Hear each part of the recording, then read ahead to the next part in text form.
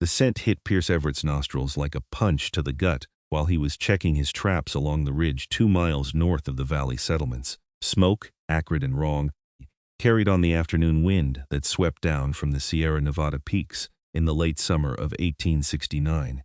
He straightened from where he had been crouched beside a beaver trap, his massive frame unfolding as his gray eyes scanned the horizon with the intensity of a man who had survived 5 years alone in these mountains by trusting his instincts. His shoulder-length dark hair whipped across his weathered face as he turned toward the source, and his heart seized when he saw the thin column of gray rising from where he knew a small cabin sat nestled against the forest edge. Without a second thought, Pierce abandoned his traps and ran. His powerful legs carried him down the mountainside with a speed that would have seemed impossible for a man of his size. At 6'4" and built like the grizzlies that roamed these woods, Pierce had muscles hardened by years of splitting wood, hauling game, and surviving the brutal Sierra winters. His boots pounded against the earth as he leaped over fallen logs and crashed through underbrush, his breath coming in steady, controlled bursts despite the burning in his lungs. He knew that cabin. He had passed it dozens of times over the past 3 months, always slowing his pace just slightly to catch a glimpse of the woman who lived there. The widow woman with the copper-colored hair who tended a small garden and hung laundry on Mondays. He had never spoken to her, had kept his distance as he always did with the valley people. But he had noticed her. God help him. He had noticed everything about her. The smoke grew thicker as he descended, and Pierce could now see orange flames licking at the roof of the small log structure. His mind raced through possibilities as he ran. Cooking fire gone wrong. Lamp knocked over. It didn't matter. What mattered was getting there before the whole place went up. The cabin was isolated, a good half-mile from the nearest neighbor, and by the time anyone else noticed the smoke and arrived, there would be nothing left but ashes.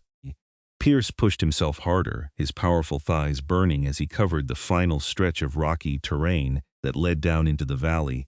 He burst from the tree line just as the flames began to spread from the roof to the walls, the dry timber catching fast in the late August heat. The front door stood open, and Pierce's blood ran cold when he heard a woman scream from inside. Without hesitation, he charged toward the cabin, his arm coming up to shield his face from the heat as he plunged through the doorway into the smoke-filled interior. The inside was chaos. Flames crawled across the ceiling beams, and smoke hung thick in the air, stinging his eyes and filling his lungs. Through the haze he saw her, the copper-haired woman, struggling to drag a heavy trunk toward the door. Her face was streaked with soot and tears, and she was coughing violently as she pulled at the trunk with desperate strength. "Leave it," Pierce roared, his deep voice cutting through the roar of the flames. The woman's head snapped up, her green eyes wide with shock at the sight of the massive, wild-looking man who had appeared in her burning home. "Get out now! My mother's things," she gasped, not releasing her grip on the trunk. "I cannot leave them." Pierce cursed and crossed the room in 3 long strides. He grabbed the woman around the waist with one arm, lifting her clear off her feet as though she weighed nothing, and seized the trunk's handle with his other hand. The woman struggled against him for half a second before a ceiling beam cracked ominously above them, showering sparks down on their heads. Pierce turned and charged back toward the door, the trunk slamming against his leg as he carried both woman and burden out into the blessed fresh air. He did not stop running until they were a safe distance from the cabin, finally setting the woman on her feet and dropping the trunk beside her. She immediately bent double, coughing and gasping for air. Pierce's own lungs burned, but he kept his eyes on the cabin, watching as the flames consumed it with terrifying speed. The entire structure was engulfed now, the heat intense even from 30 yards away. "Oh God," the woman whispered, her voice hoarse as she straightened and stared at the destruction of her home. "Oh God, everything is gone." Pierce looked at her properly for the first time. She was younger than he had thought from a distance, probably no more than 23 or 24. Her copper hair, which he had only ever seen pinned up, now hung loose around her shoulders, tangled and singed at the ends. Her simple blue calico dress was torn and blackened with soot, and her face was smudged with ash. But even in her distress, she was the most beautiful woman Pierce had ever seen. Her green eyes reflected the flames as tears streamed down her cheeks, cutting clean paths through the soot. "You are alive," Pierce said gruffly, his voice still rough from the smoke. "That is what matters." She turned to look at him then, really look at him, and Pierce saw the moment the shock began to wear off and reality set in. Her eyes traveled from his face down to his broad chest and massive arms, taking in his buckskin shirt and worn trousers, the long knife at his belt, and the wild appearance of a man who lived far from civilization. He knew what he must look like to her, a monster emerging from the forest, and he took a small step back to give her space. "You saved my life," she said softly, her voice breaking. "I do not even know who you are." "Pierce Everett," he said, his name feeling strange on his tongue. He could not remember the last time he had spoken it aloud. "I live up in the high country. Saw the smoke from the ridge." "Nora Lambert," she replied automatically, then looked back at the cabin as another section of roof collapsed inward with a shower of sparks. A sob escaped her throat, and she pressed her hand to her mouth. "This cannot be happening. This cannot be real." Pierce wanted to say something comforting, but words had never been his strength. He had spent 5 years barely speaking to another soul, and before that, the war had burned away whatever softness he might have once possessed. So instead, he stood there awkwardly, watching this woman's world burn while she wept, and felt utterly useless despite his strength. The sound of hoofbeats and voices made them both turn. 3 men on horses were riding hard toward them from the direction of the nearest ranch, drawn by the smoke. Pierce recognized them as valley ranchers, the kind of men who viewed him with suspicion and hostility on the rare occasions he came down to trade. Their eyes went immediately to Pierce, and he saw their hands move to their rifles. "Mrs. Lambert," the first man called out, a weathered rancher named Hoskins that Pierce had seen in Genoa. "Are you hurt? What happened here?" "I am fine, Mr. Hoskins," Nora called back, her voice steadier now. "There was an accident with the stove, I think. The fire spread so quickly. I would have died if not for Mr. Everett," she gestured to Pierce, and he felt the weight of 3 pairs of eyes assessing him with a mixture of surprise and distrust. "Everett," Hoskins said slowly, spitting tobacco juice to the side. "The mountain man heard about you, heard you do not much like company." "I do not," Pierce agreed flatly, "but I like watching women burn to death even less." One of the other men, younger with a hot temper written all over his face, bristled at Pierce's tone. "No need to be hostile. We are just looking after our neighbor." "Then look after her now," Pierce said, his voice hard. "She needs a place to stay and clothes that are not burned. I have done what I can." He turned to go, intending to disappear back into the mountains where he belonged, but Nora's hand shot out and grabbed his arm. Even through the thick buckskin of his shirt, he felt the warmth of her touch like a brand. "Please," she said, looking up at him with those green eyes that seemed to see right through him. "Do not leave yet. I have not properly thanked you." "No thanks needed," Pierce said, but he found he could not pull away from her grip. Something in her gaze held him as surely as iron chains. Hoskins dismounted, and the other 2 men followed suit. Up close, Pierce could see the concern on the rancher's weathered face as he looked at Nora. "You will come stay with us, Mrs. Lambert. Margaret will want to fuss over you. Make sure you are not hurt. We have plenty of room." "That is very kind, Mr. Hoskins," Nora said, but her attention was still on Pierce. "I owe you my life, Mr. Everett. If there is anything I can ever do to repay you, you need only ask." Pierce shook his head. "You owe me nothing. I did what any man would do." He gently but firmly removed her hand from his arm, trying to ignore how the loss of her touch felt like something vital being taken away. "Take care of yourself, Mrs. Lambert." This time he did turn and walk away, his long strides carrying him quickly back toward the tree line. Behind him, he heard Hoskins talking to Nora in low, concerned tones, and the young hothead asking questions about how the fire started. Pierce did not look back. He had learned long ago that he did not belong in the world of settlements and neighbors, of social niceties and community. He was a man of the mountains now, and that was how it needed to stay.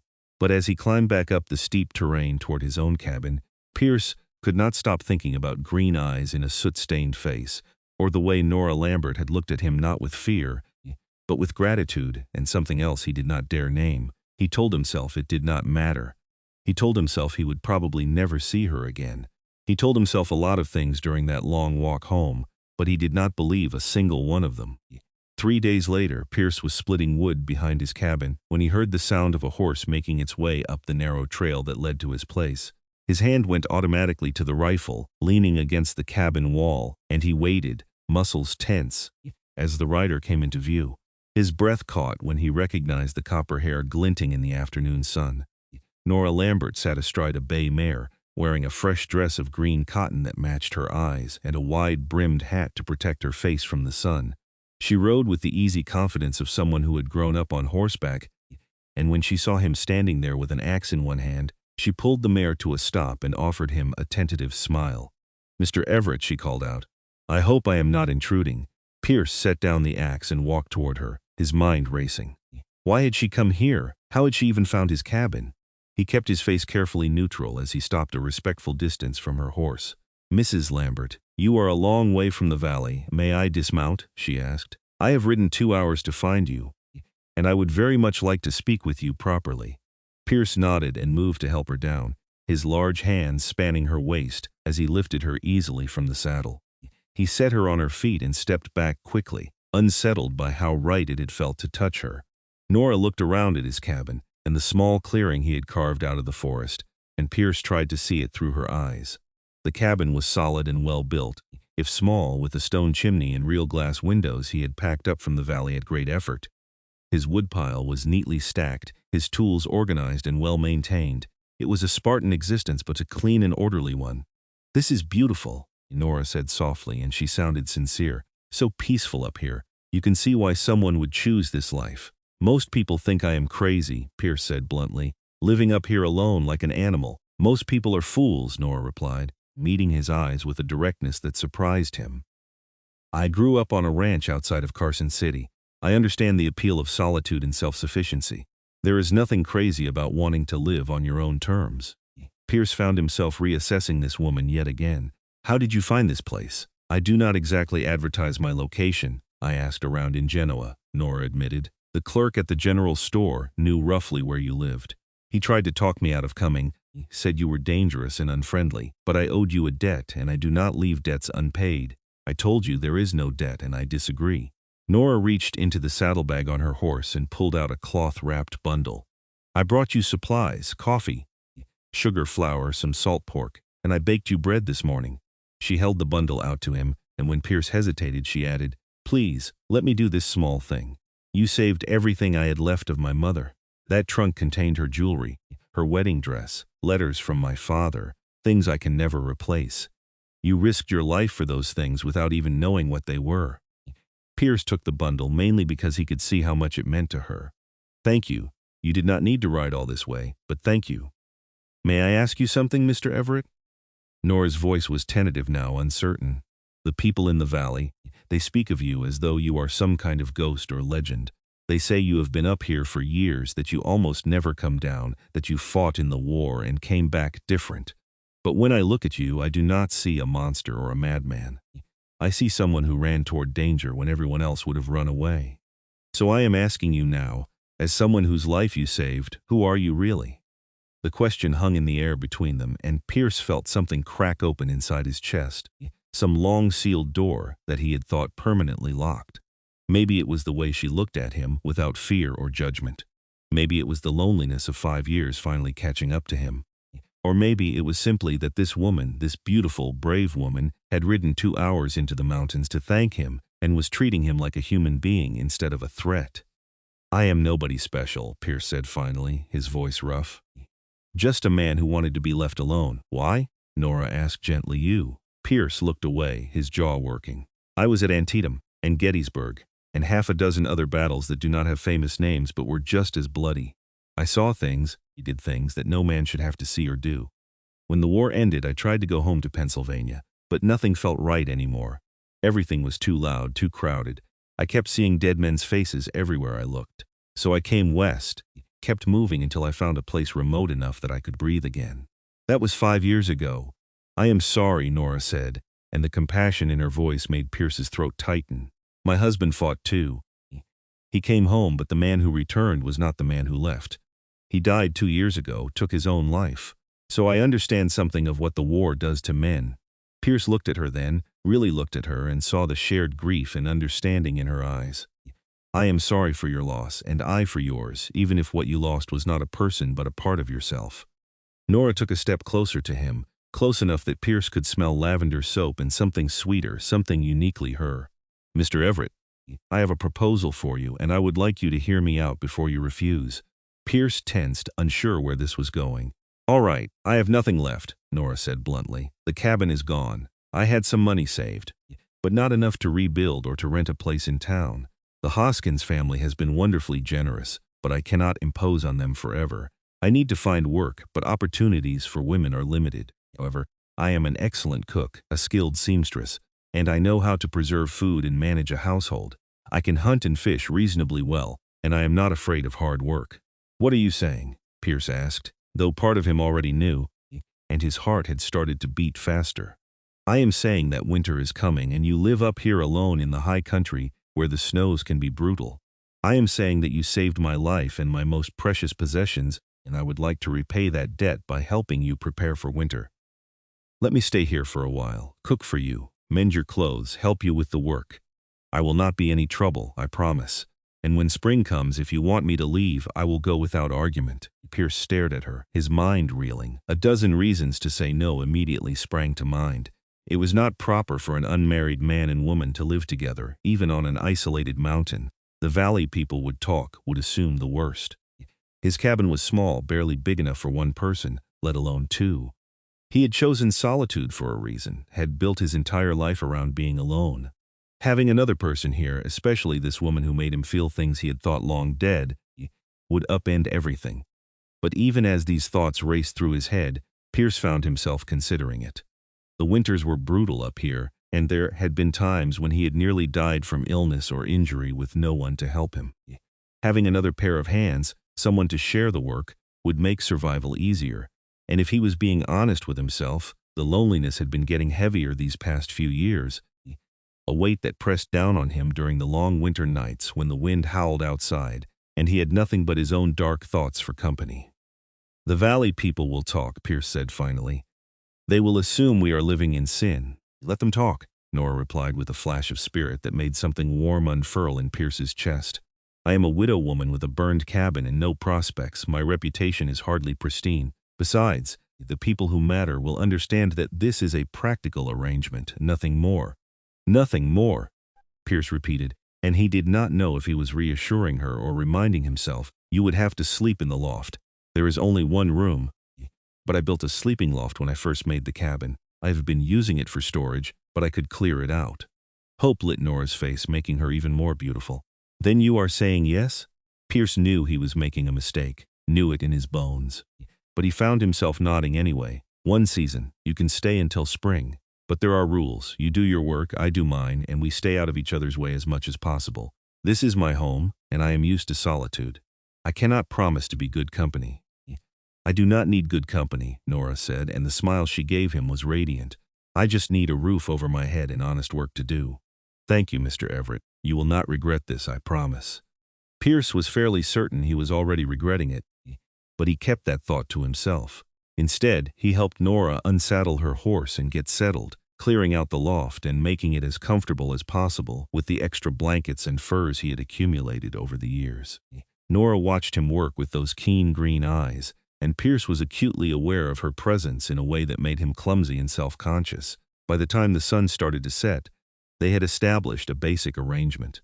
Nora would sleep in the loft, which had enough headroom for her to stand comfortably and was surprisingly cozy.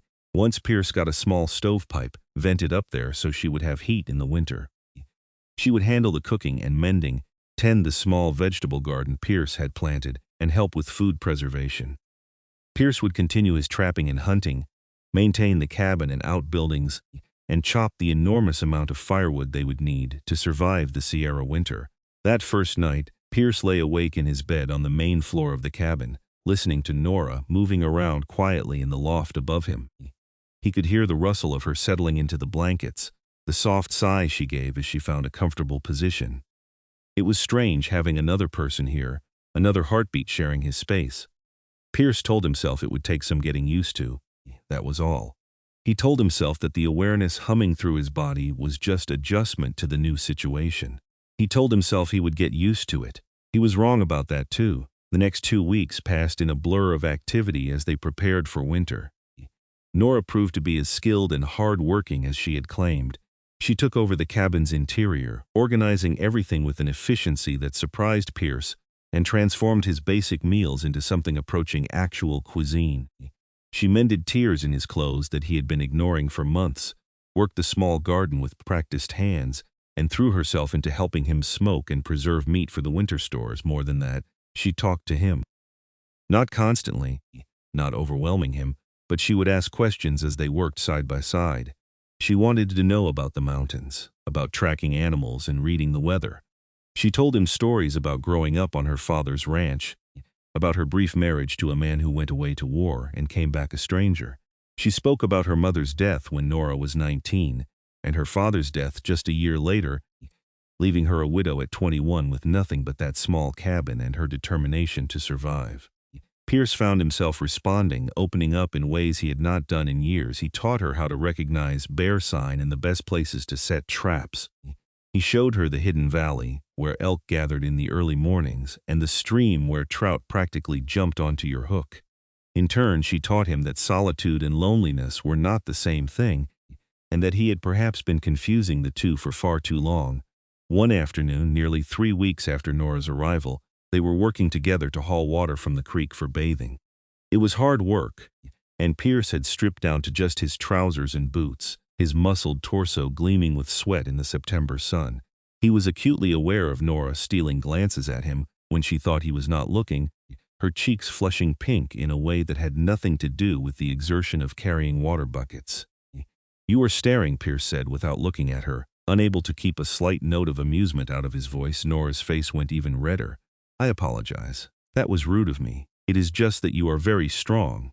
I have never seen anyone split wood or carry loads the way you do." Pierce set down his buckets and turned to face her, and something reckless stirred in his chest. "And you are beautiful. I have been trying not to notice, but I am not blind." The words hung between them, raw and honest, and Pierce saw Nora's breath catch. They stood there in the afternoon sunlight, the mountain silence broken only by the burble of the creek, and Pierce felt the careful distance they had been maintaining begin to crumble. "We should not," Nora whispered, but she did not look away from him. "This was supposed to be a practical arrangement. I know." Pierce took a step toward her, then another, until they were close enough to touch. "I know all the reasons this is a bad idea, but I cannot stop thinking about you. I have tried, but every morning when I wake up and hear you moving around upstairs, every meal we share, every time you laugh at something I say, it gets harder to remember why I need to keep my distance." "Pierce," Nora breathed, and hearing his name on her lips sent a shiver through him despite the warm day. "I feel it too. I have been trying to ignore it, telling myself it is just gratitude or proximity or loneliness, but it is more than that. Make me feel safe in a way I never felt even with my own husband. When I am with you, the world makes sense again." Pierce reached out slowly, giving her every chance to pull away, and cupped her face with one large, calloused hand. Nora leaned into his touch, her eyes fluttering closed, and Pierce thought he might die from how much he wanted this woman. "If we do this," he said quietly, "if we cross this line, there is no going back. The valley people will assume the worst. Your reputation will suffer." "I do not care about my reputation," Nora said fiercely, opening her eyes to meet his gaze. "I care about this, about you, about the way I feel when we are together. I am tired of living half a life, of doing only what is proper and expected. I nearly died in that fire, Pierce. It made me realize that life is too short and too precious to waste on fear." That was all the permission Pierce needed. He lowered his head and kissed her, gentle at first, almost reverent, and then deeper as Nora's arms came up to wrap around his neck. She made a small sound of pleasure that shot straight through him, and Pierce pulled her closer, his powerful arms enfolding her completely. She fit against him perfectly, as though she had been made to be there, and Pierce felt something fundamental shift inside him. The walls he had built around his heart, stone by stone over 5 long years, came tumbling down in the space of a heartbeat. When they finally broke apart, both breathing hard, Pierce rested his forehead against hers and tried to make his racing thoughts slow down. "We should do this properly," he said. "I should court you, ask your permission to call on you." Nora laughed, the sound bright and joyful. "Pierce, we live together in a cabin on a mountain. I think we are somewhat past traditional courtship. Then I should ask you to marry me," Pierce said, the words coming out before he could stop them. "That is what you do when you love a woman. You marry her." Nora pulled back to look at him, her eyes wide. "You love me?" Pierce met her gaze steadily. "I think I started loving you the moment I saw you trying to drag that trunk out of the burning cabin, risking your life for your mother's things. You are the bravest, strongest, most stubborn woman I have ever met, and yes, Nora Lambert, I love you. I know it is fast. I know we barely know each other. but I also know that I have never been more certain of anything in my life." Tears spilled down Nora's cheeks, but she was smiling. "I love you too. I think I have loved you since you appeared out of the smoke like some avenging angel and carried me to safety. You made me feel things I thought I would never feel again. You gave me not just my life back, but a reason to want to live it." Pierce kissed her again, and this time there was promise in it, a commitment that went beyond words. When they finally returned to the cabin, the water buckets temporarily forgotten, they did so hand in hand, and Pierce felt as though he was walking on air. That night, after a dinner where they could barely take their eyes off each other long enough to eat, Pierce sat Nora down and told her everything. He told her about the war in more detail than he had shared with anyone, about the friends he had lost and the things he had done that still haunted him. He told her about the nightmares that sometimes woke him screaming, and the panic that could grip him in crowded spaces. He told her about the guilt he felt for surviving when so many better men had died, and the fear that he was fundamentally broken in ways that could never be fixed. Nora listened to it all without judgment, holding his hand and occasionally reaching up to brush tears from his cheeks when his voice broke. When he finally finished, hoarse and emotionally raw, she pulled him into her arms and held him while he shook with the release of years of pent-up pain. "You are not broken," she whispered into his hair. "You were wounded, and that is different. Wounds can heal, Pierce. Maybe not completely. Maybe there will always be scars, but they can heal, and you do not have to heal alone anymore. I am here, and I am not going anywhere." Pierce held her tighter, this woman who had somehow seen past all his defenses to the man underneath, and allowed himself to believe, just a little, that maybe she was right. Maybe he did not have to carry all of this alone anymore. In turn, Nora told him about her marriage, about the sweet boy she had wed at 18, and the stranger he had become after the war.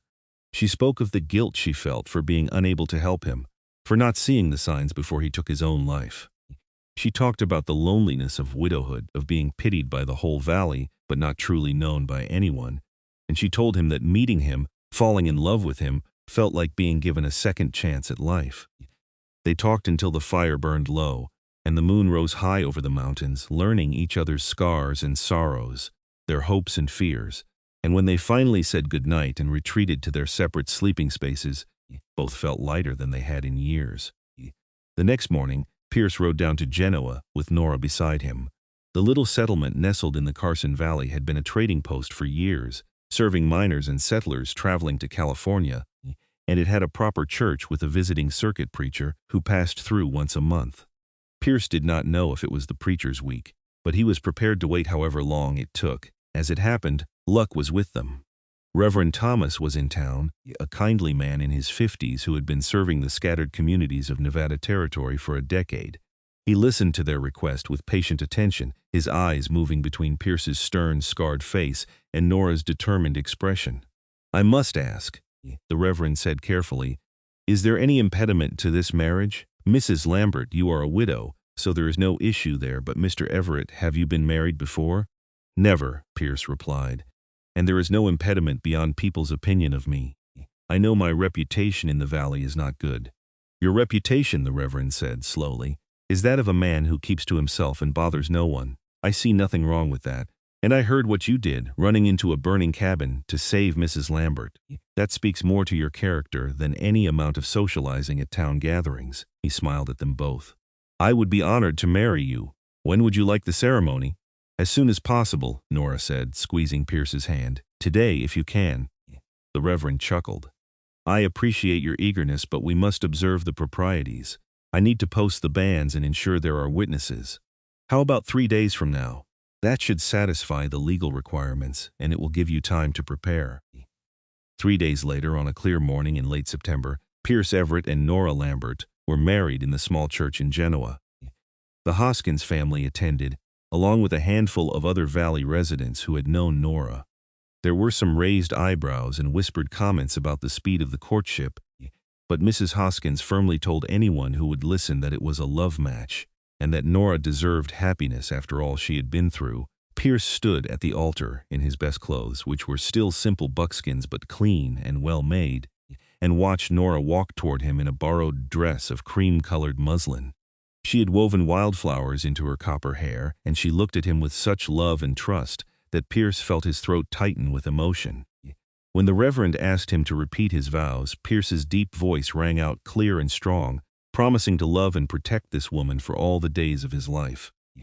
Nora's voice shook only slightly as she made her own promises, and when the Reverend finally pronounced them husband and wife, Pierce kissed her with a tenderness that belied his fierce appearance. The small congregation clapped, and Mrs. Hoskins wiped tears from her eyes. They accepted the Hoskins' invitation for a wedding meal, though Pierce was clearly uncomfortable with all the attention. Nora stayed close to his side, her hand in his, providing silent support. When some of the younger men started to make the usual crude jokes about wedding nights, Mr. Hoskins shut them down with a stern look, and Pierce was grateful for the older man's discretion. As the sun began to set, they finally made their excuses and rode back up into the mountains together, this time as husband and wife. The moment they were out of sight of the valley, Pierce felt the tension drain from his shoulders. Nora noticed and smiled at him. "You did very well," she said. "I know that was hard for you." "Worth it," Pierce replied simply. "To make you my wife properly before God and witnesses, it was worth every uncomfortable minute." When they reached the cabin, Pierce dismounted and then lifted Nora down from her horse, but instead of setting her on her feet, he cradled her in his powerful arms and carried her across the threshold. Nora laughed and wrapped her arms around his neck, kissing his bearded jaw. "Welcome home, Mrs. Everett," Pierce said, and the name sounded perfect on his lips. That night, they came together as husband and wife with a passion and tenderness that left them both breathless. Pierce was gentle with Nora, mindful of his strength, and she responded to him with an ardor that matched his own. Afterward, lying tangled together in Pierce's bed with the moonlight streaming through the window, Nora rested her head on his broad chest and listened to the steady beat of his heart. "I never thought I could be this happy again," she whispered. "I thought that part of my life was over." Pierce stroked her hair, his large hand gentle.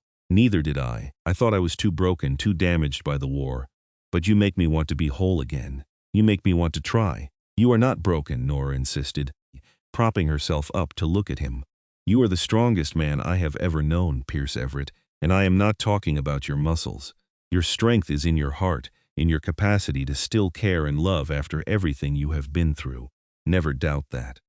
Pierce pulled her back down to him, holding her close, and felt something inside him finally settle, like a wild animal that had been running for years and had finally found a safe place to rest. For the first time since the war ended, Pierce Everett was at peace. The winter that followed was the happiest time of Pierce's life, despite the brutal cold and heavy snows that locked them in their mountain cabin for weeks at a time. With Nora by his side, the long dark months became something to savor rather than endure. They developed routines together, working as a team to keep the cabin warm and their bellies full. Pierce would wake before dawn to build up the fire and check his trap lines when the weather permitted, and he would return to find Nora cooking breakfast, the cabin filled with the scent of coffee and fresh bread. They talked endlessly during those long winter nights, learning everything about each other. Nora taught Pierce to read better, something he had struggled with his whole life, and Pierce taught her to identify animal tracks and predict weather by reading the sky. They played cards and chess, and Nora introduced Pierce to books she had loved, reading aloud to him by the firelight. But there were hard days, too. Days when Pierce's nightmares woke him thrashing and shouting, and Nora held him until the memories faded. Days when the isolation made Nora weep for missing simple things like other women to talk to or a market to browse. On those days, they learned to comfort each other, to be patient with each other's wounds and weak moments. As winter gave way to spring, Nora realized she was pregnant. She had suspected for a few weeks but wanted to be certain before telling Pierce. When she finally shared the news one evening in April, Pierce's reaction was everything she could have hoped for. He swept her into his arms, lifted her off her feet despite her protests that he needed to be careful now, and spun her around with a whoop of joy that echoed off the mountain peaks. "A baby," he kept saying, wonder in his voice. "We are going to have a baby. Are you happy?" Nora asked, though his reaction had made it obvious. "Happy?" Pierce set her down carefully and cupped her face in his hands. "Nora, I am terrified and thrilled and more grateful than I have words for. A child, our child.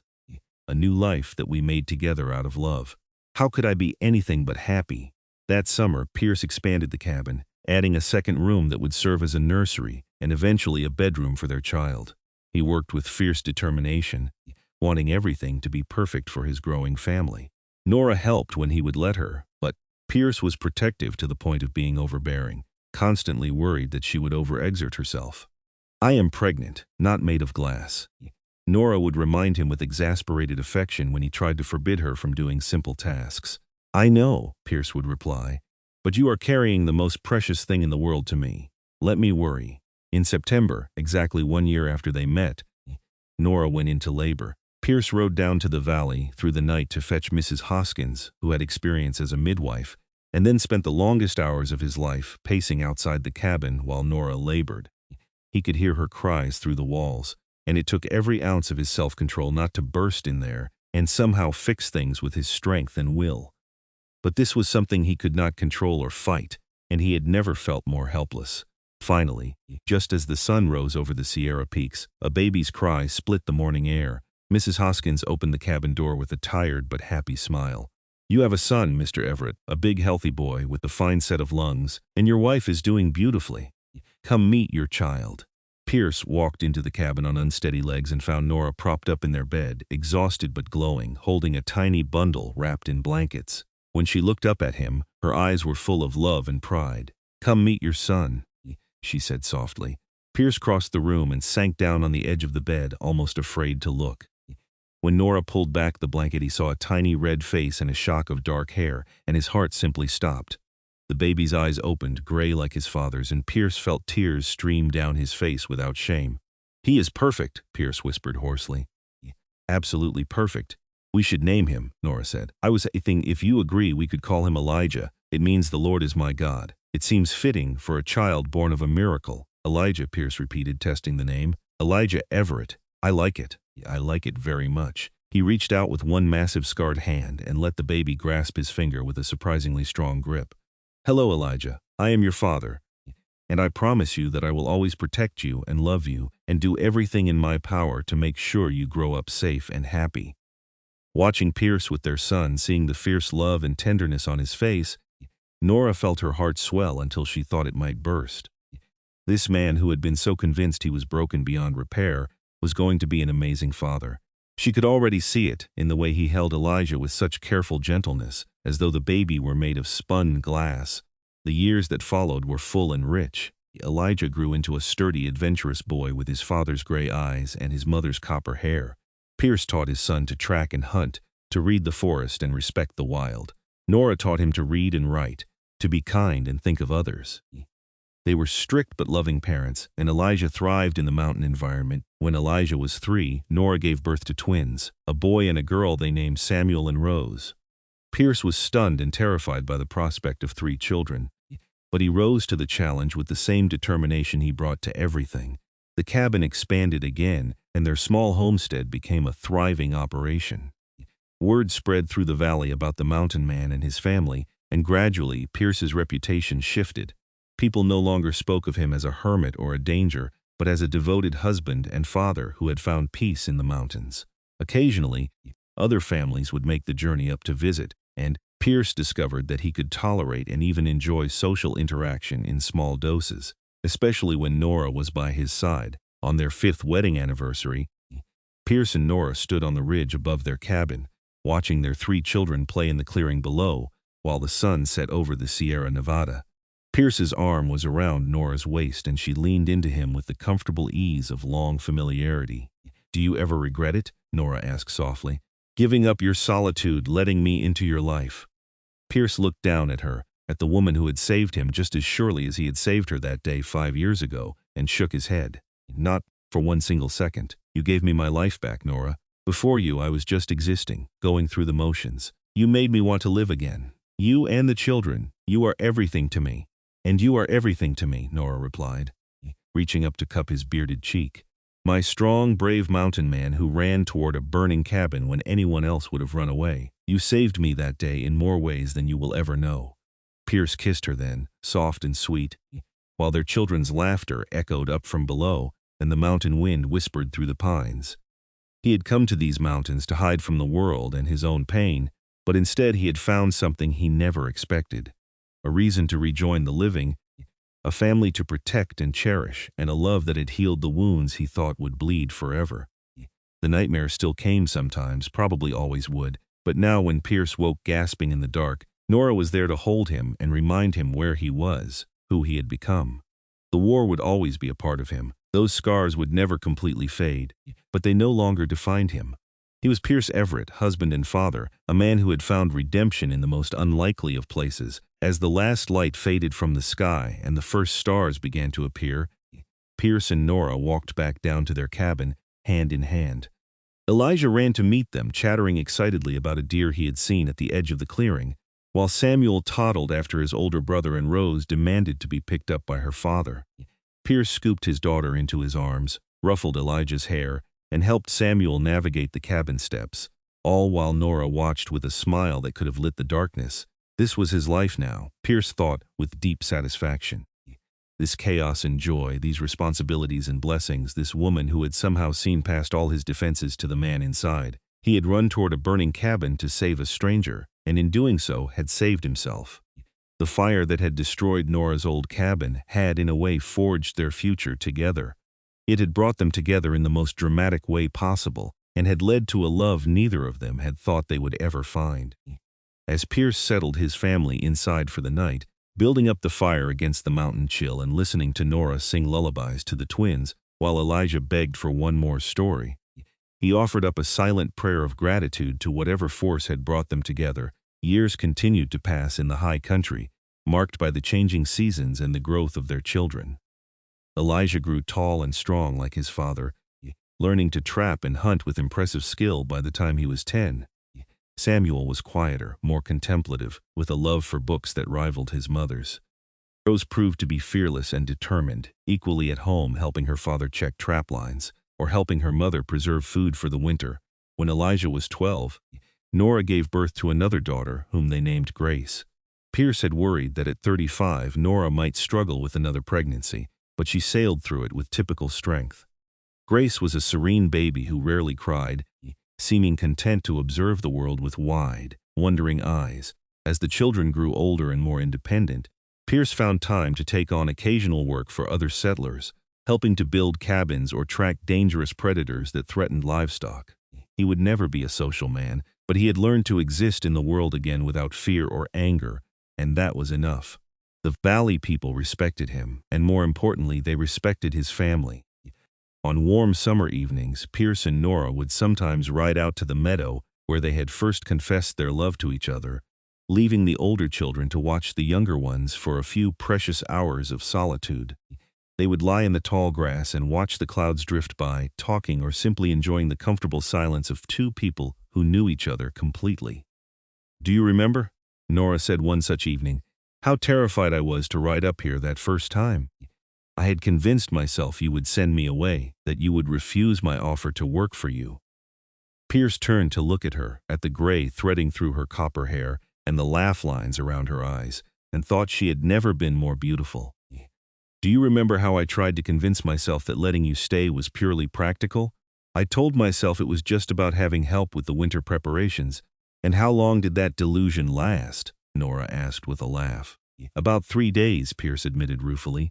"Maybe less. From the moment you arrived, everything changed.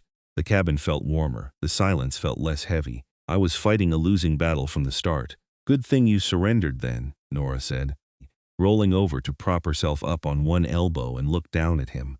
"Just think of everything you would have missed if you had sent me away." Pierce reached up to tuck a strand of hair behind her ear, his touch as gentle as it had been on their wedding night nearly 15 years ago. "I try not to think about that. The thought of my life without you and the children, it is unbearable. You saved me, Nora. In every way a person can be saved. We saved each other," Nora corrected, leaning down to kiss him. "You ran toward a burning cabin and changed both our lives forever. I like to think it was fate, that we were always meant to find each other." "Maybe we were," Pierce agreed. "All I know is that I am grateful every single day for that moment when I caught the scent of smoke on the wind.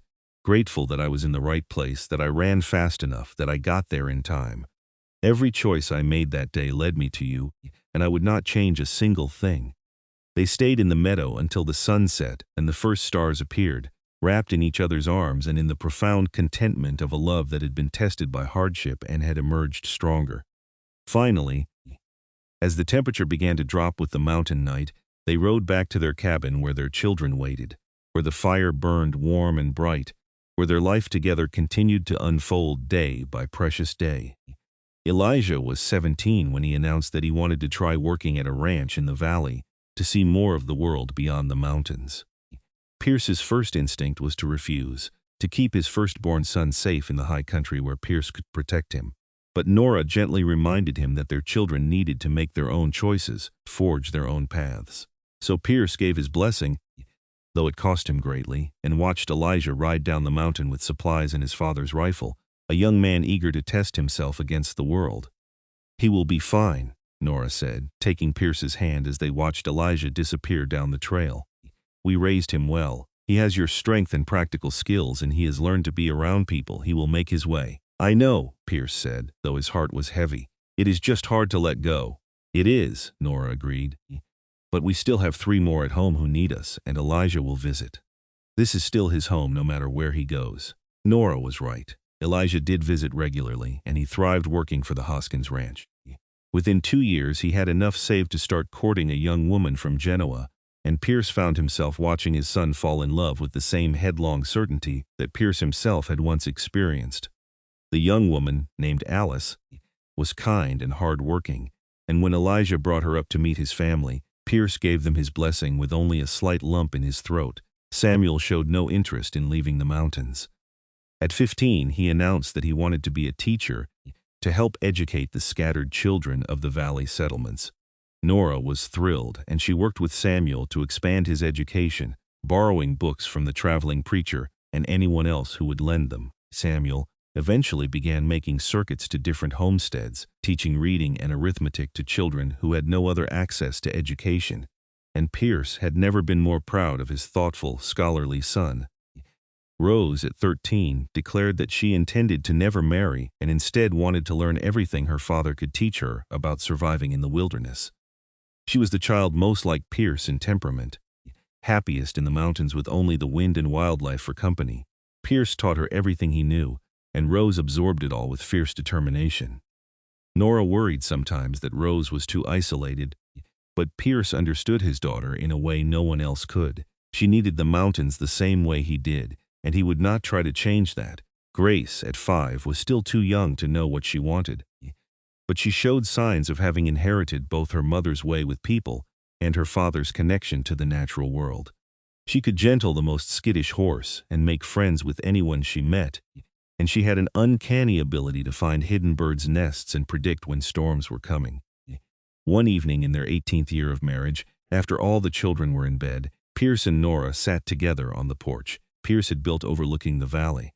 The cabin had grown over the years into a proper homestead, with multiple rooms, a large root cellar, a smokehouse, and a barn for the horses and goats they now kept. It was a far cry from the small, Spartan structure Pierce had built when he first came to the mountains. "We have built a good life," Pierce said quietly, his arm around Nora's shoulders. "Sometimes I still cannot quite believe this is real, that I am lucky enough to have you and the children." "It is real," Nora assured him, snuggling closer as against the chill of the evening air. "And it is not luck, Pierce. It is what we made together through love and hard work and determination. You gave up your solitude for me. That took courage. You gave up civilization for me," Pierce countered. "Living up here in the mountains, away from other women and shops and social gatherings, that took even more courage." "I never wanted those things as much as people thought I did," Nora said. "I wanted a home and a family and a man who loved me truly. Everything else was just noise. You gave me what mattered." They sat in comfortable silence for a while, watching the sun disappear behind the distant peaks and the valley below, beginning to sparkle with scattered lights from other homesteads. Pierce thought about the man he had been 18 years ago, hollow and haunted, convinced he would live and die alone in these mountains. That man would never have believed he could be this happy, this whole. "I love you," Pierce said simply, the words he tried to say every day but which never felt like enough. "I will love you until my last breath and beyond." "And I love you," Nora replied, tilting her face up for a kiss. "My mountain man, my hero, my heart, forever and always." The years continued their steady march forward. Elijah married his Alice and built a cabin on the Hoskins property, presenting Pierce and Nora with their first grandchild when he was 20, a boy named after Pierce. Samuel married a widow with 3 children of her own and took them all under his care, teaching school and building a life based on kindness and education. Rose, true to her word, never married, but she carved out a life for herself as a guide and tracker, earning respect from men twice her age for her wilderness skills. And Grace, sweet Grace, fell in love with a young doctor who came west to serve the mining camps and followed him to California, where they started a clinic together. Through it all, Pierce and Nora remained the constant center of their children's lives, the mountain homestead, a place where everyone knew they were welcome and loved. Pierce's hair went gray and his body began to show the wear of decades of hard physical labor, but his love for Nora never wavered. If anything, it deepened with each passing year, mellowing into something profound and unshakable. Nora's copper hair turned silver and her hands became gnarled with age, but Pierce still saw the beautiful, brave woman who had ridden up the mountain to thank him for saving her life. She was still the strongest person he knew, still the light that guided him through dark moments, still the love of his life. On their 30th wedding anniversary, their children and grandchildren gathered at the mountain cabin for a celebration. The cabin was full to bursting with 3 generations of Everetts, with children running everywhere and the smell of Nora's cooking filling the air. Pierce stood on his porch and watched the chaos with deep satisfaction, marveling at how this had all grown from a single moment of decision 18 years ago, when he had caught the scent of smoke and started running. Elijah, now a father of 4 himself, came to stand beside Pierce. "You and Ma, you built something incredible here. You know that, right? This family, this place, it is a legacy." Pierce looked at his firstborn son, now a man grown with his own responsibilities and joys. "The only legacy that matters is love. Your mother taught me that. Everything else just follows from it." That night, after everyone had finally settled down to sleep, scattered throughout the cabin and barn and even in tents outside, Pierce and Nora lay in their bed and listened to the sounds of their family all around them. It was crowded and chaotic and occasionally noisy, but it was perfect. 30 years, Nora said wonderingly. "It feels like both forever and no time at all." "Best 30 years of my life," Pierce said. "The only years that really mattered. Do you ever think about what would have happened if you had not smelled the smoke that day? If you had been just a little farther away, or if the wind had been blowing a different direction?" Pierce pulled her closer, his embrace still strong despite his age. "I try not to think about that. It is too terrible to contemplate. But I will say this. I believe we were meant to find each other, Nora. One way or another our paths would have crossed. It was fate." "I like that idea," Nora murmured, already half asleep. "Fate, destiny. 2 souls meant to be together, finding their way through fire and smoke and circumstance." "Exactly," Pierce said, kissing the top of her head. "Now sleep, my love. Tomorrow we have a whole house full of grandchildren who will wake up at dawn wanting breakfast." Nora laughed softly and settled against him, and Pierce lay awake a while longer, listening to her breathing even out into sleep, feeling the warmth of her body against his. He thought about that young man, broken and alone, who had built a cabin in the wilderness to hide from the world. He thought about the copper-haired woman who had refused to accept a debt unpaid and had ridden up a mountain to thank a stranger. He thought about all the choices and chances that had led them to this moment, this life, this family, and he gave thanks, as he did every night, for the gift of having smelled smoke 2 miles out and for having run fast enough to reach her cabin before the flames did. That single act had changed everything, had given him a reason to live again, had brought him love and joy beyond measure. It had been the beginning of everything that mattered. As Pierce finally drifted off to sleep, surrounded by his family in the home he had built with his own hands, he was at peace. The war still haunted him sometimes, the memories still surfaced in nightmares, but they no longer defined him. He was Pierce Everett, husband to Nora, father to 4, grandfather to 12 and counting, a man who had found a redemption and purpose in the mountains of Nevada. He was loved and he loved in return, and that was enough. That was everything. The mountains stood eternal around them, silent witnesses to a love story that had begun with fire and smoke and a desperate race against time. The Sierra winds whispered through the pines, carrying with them the promise of more years to come, more memories to make, more love to share. And in their cabin, safe and warm and surrounded by family, Pierce and Nora slept peacefully, 2 souls who had found each other against all odds and had built a life worth living. Their story would be told for generations in the valley, the tale of the mountain man who ran toward danger and the brave woman who rode up a mountain to thank him. It would become legend, embellished and romanticized, but at its core would always be the truth. That love, real and true and hard-won, can heal even the deepest wounds, can bring light to the darkest places, can transform two broken people into something whole and beautiful. And that, in the end, was the only story that mattered.